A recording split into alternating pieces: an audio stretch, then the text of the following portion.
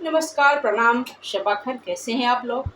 लगभग रात के 11:20 हो रहे हैं और मैं अपने प्रोग्राम में आ गई हूँ, जिसमें मैं बातें करती हूँ बिहार मिथिलांचल से रिलेटेड। कोई भी शादी हो, कोई भी फंक्शन हो, त्योहार हो, उससे रिलेटेड बातें होती है और एक दो लाइन में गा के भी आप लोगों को सुनाती हूँ।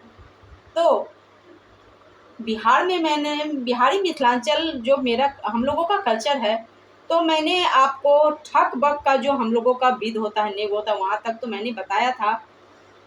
उसके बाद नहीं बताया, लेकिन अब परसों है वट सावित्री और कल है सावित्री चतुर्दशी।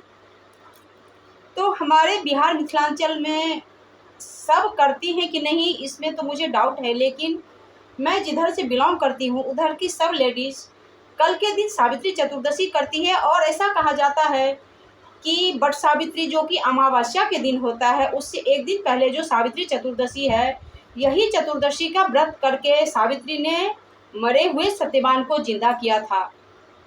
तो इस व्रत का काफ़ी महत्ता है हमारे बिहार मिथिलांचल में, और मैं भी सावित्री चतुर्दशी करती हूँ। और इस बार तो कुछ अजूबा हो गया, कल सावित्री चतुर्दशी है और परसों वट सावित्री के दिन हम लोग नमक नहीं खाते हैं, कोई मीठा खाना खाते हैं। तो लेकिन परसों हो गया सोमवती अमावस, जो कि सुहागिन स्त्रियां जो भी हैं सब करती हैं। यहाँ भी दिल्ली में भी मैंने देखा है बहुत लोगों को करते हुए। तो इस बार 2 दिन का हो गया, कल भी सावित्री चतुर्दशी का महिलाओं को व्रत रहेगा। रात में कोई सादा खाना, प्लेन खाना हम लोग खाएंगे और परसों दिन में फास्ट रखना पड़ेगा, क्योंकि सोमवती अमावस्या है, वो भी सुहाग का ही व्रत है, प्लस वट सावित्री भी है। तो वट सावित्री में क्या क्या नेग होता है, क्या क्या विधि विधान होता है, इसके बारे में मैं कल बातें करूंगी, क्योंकि वीडियो काफ़ी लंबी हो जाएगी। तो वट सावित्री में पर्व को हमारे मैथिली भाषा में पावन बोला जाता है। पावन कि वट सावित्री पावन आ गया है, तो ऐसे है। जब माँ सीता वनवास में थी, जंगल में थी, तो उन्होंने भगवान राम से कहा था, वैसे ये एक काल्पनिक बात है, कि बनहि में पावन हेतै हमरो, यो लक्ष्मण दियरा। बनहि में पावन हेतै हमरो, यो लक्ष्मण दियरा। कहबनी मातु कौशल्या का, चीर भेजबाए देथिन।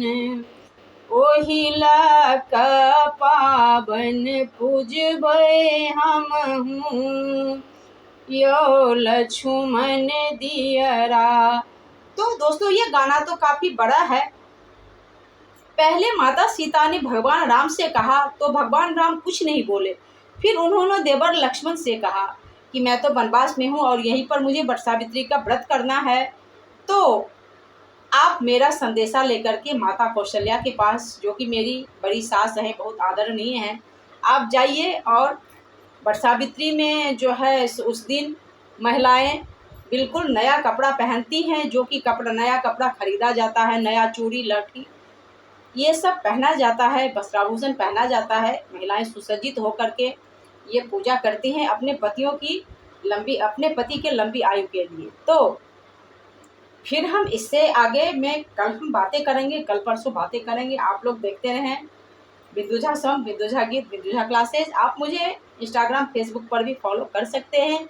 अगर मेरी वीडियो आप लोगों को अच्छी लगती है तो, और आप लोग कमेंट्स नहीं करते, कमेंट्स करिए तो वीडियो बनाने में अच्छा लगता है कि आप लोगों ने वट सावित्री में क्या किया, या आप लोग और भी क्या क्या जानना चाहते हैं बिहारी मिथिलांचल जो भी, उससे रिलेटेड बातें। ठीक है, टिल देन बाय बाय। अब मैं भी चली खाना खाने के लिए, काफ़ी रात हो चुकी है। तो आप सबको शुभ रात्रि दोस्तों, मेरे प्यारे बच्चों।